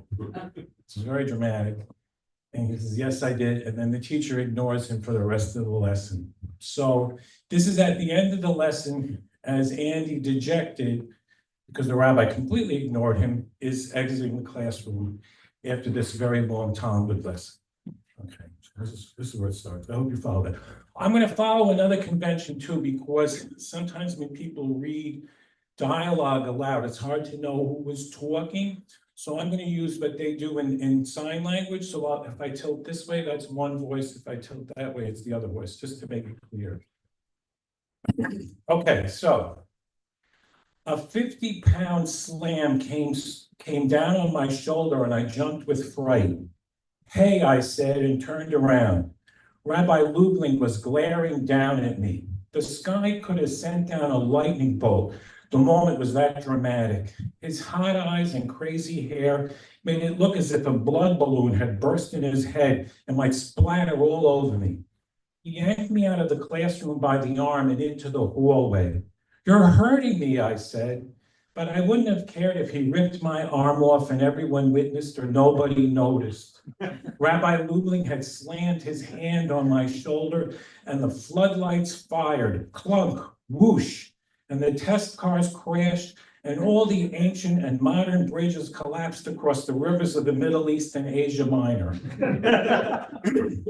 He was pulling me upstairs I didn't know about, tugging me along like he'd captured a runaway inmate, and was about to slap the shackles on. But I didn't feel hurt. I didn't feel anything but the thrill of his attention and his physical kablam. Before I could picture it, we were out on the roof, all summertime sun and blazing gravel, a rooftop studded with colossal metallic ventilation mushrooms like pinball bumpers. My pinball heart was plunged into position. "What do you want from me?" Rabbi Lubling said. We were face to face. He was still holding on to me. He wasn't that much taller than me, but his face seemed high in the sky like an angel's. One of those angels you have to wrestle. Rim-faced, lunatic, sensational slab of a He-Man curiosity. He let my arm go. "Sounds like you want a lot from me," he said. I rubbed my bicep. I thought he might have pulled something. I was proud of myself. I think I already had what I wanted. He didn't wait for an answer. "And this stuff about your mother only making things worse, how could I possibly help you with that?" I didn't say you could. "I'm sorry she's disturbed, but it's not my problem." I didn't respond. "You know," Rabbi Lubling said, as a look of gloom came storming down into him, "this isn't the first time I received a letter like this." I had a hard time keeping the sentence together. I rubbed again where he grabbed my arm. Other admirers. How many? 100? I wanted to be the only one. My worship felt worthless. The moment was ruined. I wished I'd never met him. I heard he was a teacher once at Birnbaum Yeshiva. Our high school corralled from yeshivas like Birnbaum plus a nearby lousy public school. How many batty Birnbaum boys had written anonymous notes to Lubling? How many batty Birnbaum girls? It's a co-ed yeshiva. Did they line up at his desk? Did he have them take numbers? "So what do you want from me?" the rabbi repeated. "What should I do?" Wrestle me, I thought. "Do you want me to be your friend?" he said. I wanted to hear more options. I loved how he stood there staring at me. I loved how he let me stare right back. We didn't look alike except for our glasses and extra long legs, but those two things meant a lot to me. He tilted his head. He squinted in the sun. I tilted my head. I squinted in the sun. "Well," the rabbi said, there were no more options. Either he became my friend or he ignored me completely, like he'd ignored me in class after reading my letter. "Yes," I said, still struggling to keep the sentences together. "Yes, what?" "Yes, Rabbi." He shook his head disapprovingly. "Do you know what this means?" "No, not entirely. What is your intention?" I knew I sounded stilted, but I couldn't control how I sounded. "It'll take a lot out of you to be my friend. Half of it will come from me. Unfair that way. But that's a mighty portion for you, Andrew Bear. I expect quite a bit from my friends." He clasped his hands together. "Of course," I said. I clasped mine too. I noticed his wedding ring. I'd never noticed anybody's wedding ring before. It dented his hairy finger. It glittered self-importantly. "You look worried," he said. "I'm scared, that's all. Don't worry." "I won't. I'm scared, not worried." Rabbi Lubling shook his head again. I remembered my father's negative head shakes when I was 9 or 10, and he caught me reading my sister's copy of Nancy Drew and the Haunted Showboat, basking in front of the air conditioner. His head shakes communicated better than anything how much I'd let him down. But the head shakes on the roof felt different. They made Rabbi Lubling seem tolerant and nice, although the look on his face was anything but. "I can't promise anything," he said. "I know." "You know?" "I can tell that about you." "What else could you tell?" "That you're prone to melancholia." Rabbi Lubling smiled in spite of himself, inaugural crack in the wall of his hardness. "And you know what I know?" the teacher said. "No." The rabbi grimaced. "That you're a delightfully brilliant, sad young person." He swatted me on the side of my head, catching my ear and temple, which was the second crack in the hardness. Wide awake that night, and 1 in the morning, way past my bedtime, while my brother was snoring, I decided that if Rabbi Lubling had received any of the letters like mine, from a lonely loser or a long-haired rebel or the spoiled son of another rabbi, no way could he compete with my sad, delightful brilliance. I decided I wouldn't tell anyone, particularly not my mother. I didn't want her turning what I told her about myself into something she was an expert in. Like when I told her how much I enjoyed learning French, and she sang the Marseillaise and went on and on about the Frenchies she had crushes on, like Charles Boyer and Yves Montand. My legs, my feet, my eyesight, my appetite, they all belonged to me, and I didn't want her messing up the realities of my life. I could picture her falling instantly in love with Rabbi Lubling at some PTA meeting and saying something crass to me later, like, wow, what a man, as if she were Betty Grable and Lubling were Victor Mature.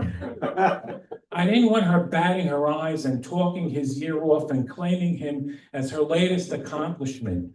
That wouldn't happen in any case because the school was in a different county and they never had parent-teacher nights anyway. But why take the risk? I'd never tell her a thing about him. Never, ever. I figured, though, awake in bed, that she wouldn't like him anyhow. He wasn't nearly splashy enough.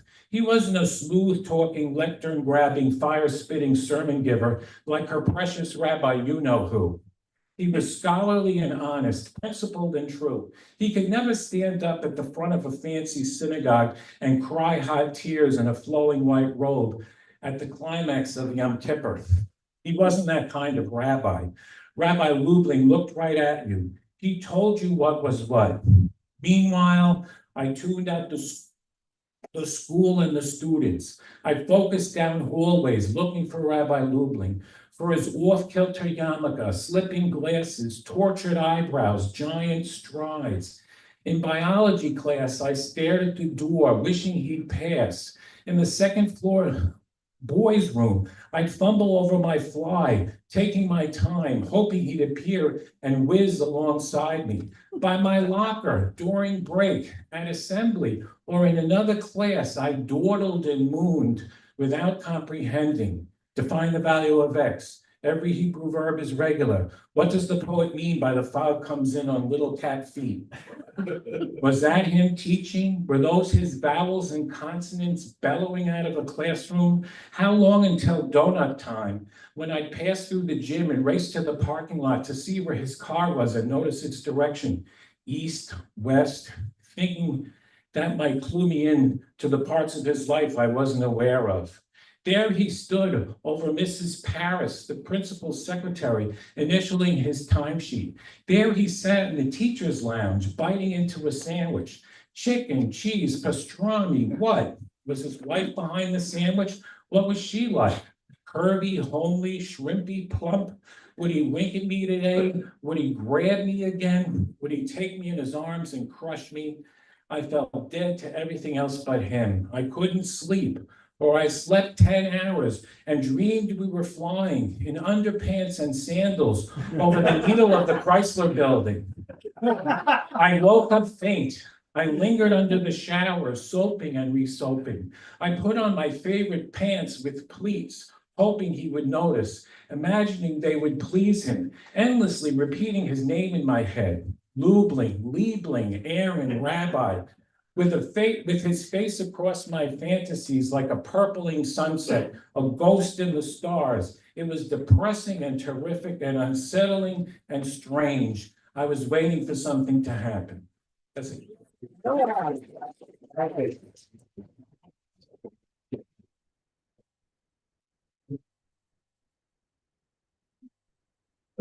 Oh. Okay, February poetry, March fiction. I'm excited. And you'll be back, of course, right? And if there's one person I know that can follow up Daniel Meltz, it is David S. Peterson. Also another St. Sinners regular. Actually, a number of people that are on the panel tonight are there. So again, March, see you there, right? David S. Peterson has written multiple mysteries, all featuring LGBTQ plus characters. He's a two-time finalist for the Lambda Literary Award for Gay Mysteries. And his second book, Death Goes Overboard, was selected by the GLBT Roundtable of the American Library Association for the 2018 Over the Rainbow Book List. Two of his poems, My Candle and I Never Knew, I didn't know you did poetry, David, were used in the 2024 OCTC stage production of Love Notes Cabaret of Words and Music. In 2024, he was invited to conduct a workshop on writing mysteries. David is passionate about mysteries, old movies, ocean liners, and reading. And finally, he, his husband, and their sweet rescue cats reside in the sunny Southwest. Please welcome my friend, David S. Peterson. Thank you, Rob. I appreciate that. And thank you to everyone at Publishers Triangle for having me. Thanks for your vote of confidence, but I must say it's a bit daunting to follow all this amazing talent tonight. And I think I'll be buying everyone's book. They all sound great. So my standalone mystery, which is Fatal Foul Play, it's out next month. It's available for pre-sale, and it's set in 2024. It's my first contemporary mystery. It's actually my 12th. The others are all set mostly in the 40s, so this is my first contemporary. The two main characters are Mark and his friend Milo, and in the book they travel to northern Arizona for a weekend getaway with 6 other men. Unfortunately, they all quickly find themselves trapped in an isolated lodge by a snowstorm, and things get worse when one of the 8 men is murdered. I mean, that's never good. With no way to contact the authorities, it's up to Mark and Milo to discover which of their friends is the murderer and stop him before they become the next target. In this scene, Mark and Milo are on the patio at Cobalt, which is a local gay bar here in Phoenix, on an afternoon in February before they head up north with the group. It's kind of chilly, don't you think? Why don't we move inside? It's practically deserted out here anyway, except for that large group of regulars over there at that big table. Mark glanced at the gathering of men and one woman nearby, headed by a gray-haired, distinguished-looking man. We should join them sometime, Milo. They look like fun, and I heard they all go to dinner every week after they leave here. Sure, but not today. We can join them when it's warmer. Let's go inside. Oh, it's too crowded and noisy in the bar. He looked back down at his phone. Fine, whatever. Want another drink? Mark looked up again briefly. I said, do you want another drink? Oh, sure, why not? His eyes returned to the screen in his lap. Okay, and will you stop looking at your phone? It's rude. What could possibly be on there that's more interesting than me in the here and now? Just sign up for Grindr or something? Mark switched off his phone and looked across at Milo. Sorry. And no, I didn't set up a Grindr account. Good. You're too old for it anyway. I think most of the guys on there are much younger than you. Well, maybe they have one for old folks. See if they have one called Geezer. You're hilarious, and you're also 5 years younger than I am. You needn't remind me. Oh, I know, but I enjoy doing it. You turn 50 this November. Cruel and vicious you are. What are you, Yoda all of a sudden? Maybe. Wise I am. Wise ass anyway. You're just cross because you haven't had sex in like forever. Don't exaggerate. Besides, I'm particular. And I'm not on prep anymore. True, but you use those as excuses. You could be on prep if you wanted to. Yeah, but what for? I mean, I was on it. Now I don't have sex. At least not with anyone besides myself. And I'm fine with that, mostly. Well, I suppose it's sex with someone you love anyway, as Woody Allen so famously said. That's one way of putting it. I call it taking matters into my own hands. It takes both hands. Funny guy. I'm just saying I don't want or need an anonymous hookup just to accomplish what I can do myself, and probably more satisfactorily. So you don't want some hot young stud to call you daddy? Take my word for it, there are a ton of men in Phoenix who would love to, and they probably are on Grindr. I know, but I hate thinking of myself as a daddy, and I don't want a young guy, or an older one for that matter. I don't want anyone right now, because you're still carrying a torch for you know who. You mean Brick. If you must mention his name, then yes, Brick. Funny you should bring him up. I didn't. You did, you just didn't say his name. I knew who you meant. Anyway, I heard from him today. Did you now? Is that why you've been staring at your phone for the last 10 minutes? It was only 5 minutes at the most, and yes, I got an email from him. That's what I was reading. Ugh. Who uses email anymore? What is he, 80? I use email too, as you well know. I do know. I suppose you actually call people on the phone too. Anyone under 40 texts now, Mark. They don't email or call unless absolutely necessary. Well, there you go. I'm not under 40, as you constantly remind me.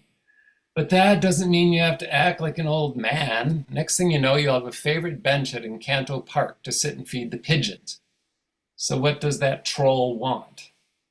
Brick's not a troll. He's my ex. We were in a relationship for 14 months. 14 long, tortuous months until he dumped you and took that job out east without asking you to go with him. He didn't ask because he didn't want to put me in an awkward position. Why not? Personally, I enjoy awkward positions. Keeps things interesting. That's why I do yoga. Pays to be flexible. I thought you did yoga because you're hot after the instructor. What's his name again? Twig? Leaf. He's 29, and I have to admit, he has a fantastic body. But so far, after almost 2 months of rigorous classes, he's barely spoken to me. Well, maybe he's straight, or maybe he's involved with someone, or just busy. He's too young for you anyway. I'm not saying I'd marry him, Mark. It's just the thrill of it all, and it's a great feeling. He also plays trumpet, by the way. You should see his lips. I bet he can really blow. A young man with a horn and a horny old man.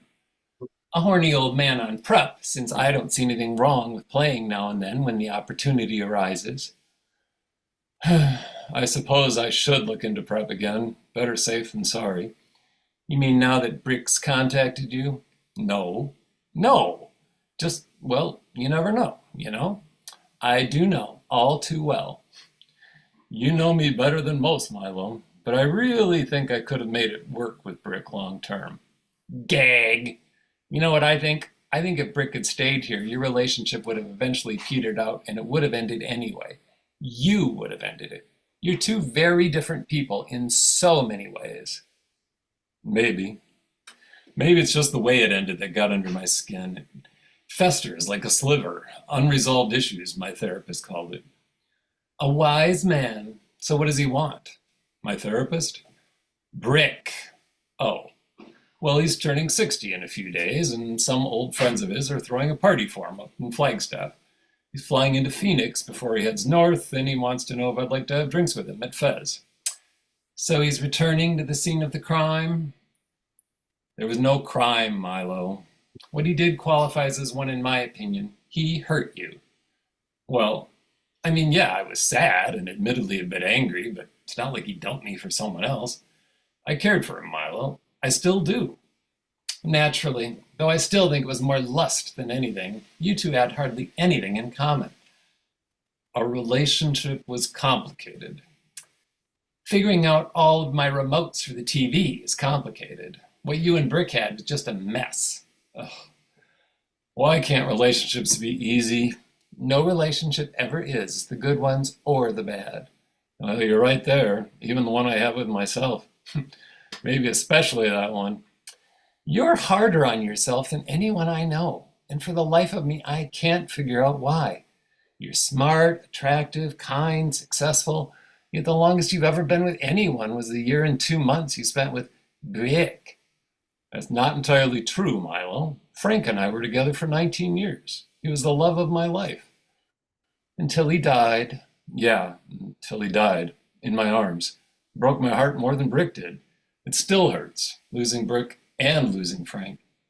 You know, a broken heart has a tremendous ability to heal itself as long as you don't keep picking at the scab. It's hard not to. Brick's been gone almost a year, and it's been 2.5 years since Frank died. I still miss him. Mark, Frank was a sweetheart, I'm sure, but he was a cat. Not just any cat. Frank was special. I'm sure he was, but you can't really call having a cat a relationship. Well, maybe not, but it was better than any guy I've ever dated. Frank was loyal, sweet, and always there.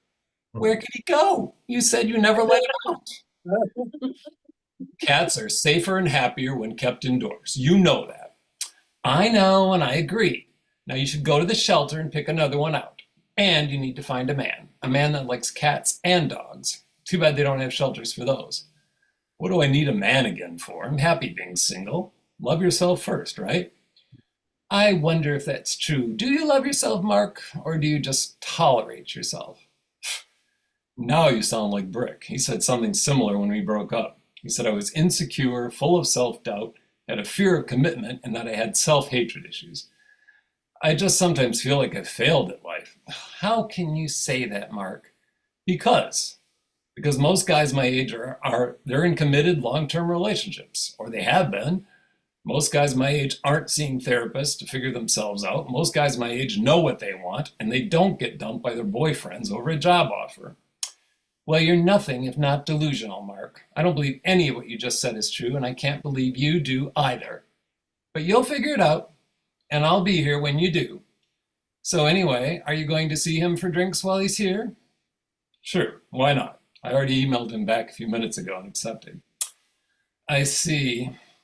Who names their kid Brick, by the way? His mother loved Cat on a Hot Tin Roof, and she loved Paul Newman.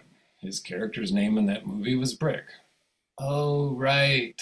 I haven't seen that movie in ages. We should watch it again for our next movie night. Well, sure, that'd be fun. You know, it's funny, but Brick has never seen it. He hates old movies. Yeah, he hates old movies and cats. He's afraid of dogs, loves himself, dumped you, and he doesn't like me. Like I said, he's a troll. Thank you.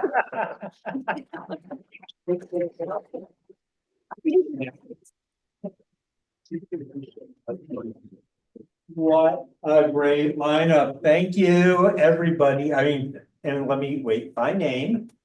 Gary Sebrin, David Peterson, Dan Meltz, Cindy Ryder, Ann McMahon, John Copenaver, and Nico Diaz. Thank you all. Amazing group. Thank you, Greg Newton and Donnie Jokum here at the Bureau of General Services Queer Division for being our host once again. Amazing. Thank you. And finally, we'll be here again in about 4 weeks, 3 weeks. I don't know. Thursday, November 14th, however that works out. To welcome Donna Minkowitz, Jennifer Levin, Ruben Casada, Lauren Melissa Elsie, Sammy Namir Olivares, Ken Harvey, Judith Barrington. I'm very excited. And we'll be doing this again monthly, right up until it's time for our awards ceremony on April 17th. So, you know, again, mark your calendars. Don't miss that. It's free, by the way, too. Our award ceremony and our reception are free. Just, I'm not comparing this to anyone else. I'm just saying we're free. So thank you all. Thank our remote guests again. And amazing, and we'll see everyone soon. And we'll have all of you, everyone that read tonight, we're gonna have back soon. So thank you. Thank you. Thanks. Ciao. Thank you, guys. Thank you.